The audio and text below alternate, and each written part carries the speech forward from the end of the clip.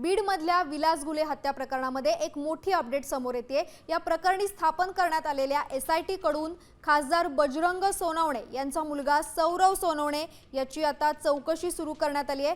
फिर्यादीच्या पुरवणी जबाबामध्ये सौरव सोनवणे याचं नाव आलं होतं आणि त्याच्यानंतर एसआयटीनं त्यांना चौकशीसाठी बोलवलंय। आज दुपारी सौरव सोनवणे हे स्वतः केज पोलीस ठाण्यामध्ये हजर राहणार आहेत आणि चौकशीला सामोरं जाणार आहेत।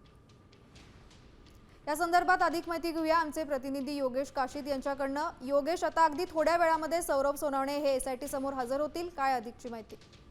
नक्कीच आपण बघू शकतो की बीडच्या टाकळी येथील विलास घुले हत्या प्रकरणी खासदार बजरंग सोनवणे यांचे सुपुत्र सौरभ सोनवणे हे केजच्या उपविभागीय पोलीस कार्यालयामध्ये एसआयटी समोर दाखल झालेले आहेत। त्यांची चौकशी सुरू आहे। ही चौकशी आयपीएस व्यंकटराम यांच्या समोर होत आहे। स्वतः आयपीएस व्यंकटराम हे स्वतः उपस्थित आहेत आणि त्यांची एसआयटी समोर सौरभ सोनवणे यांची चौकशी होती हत्या प्रकरणाच्या अनुषंगाने।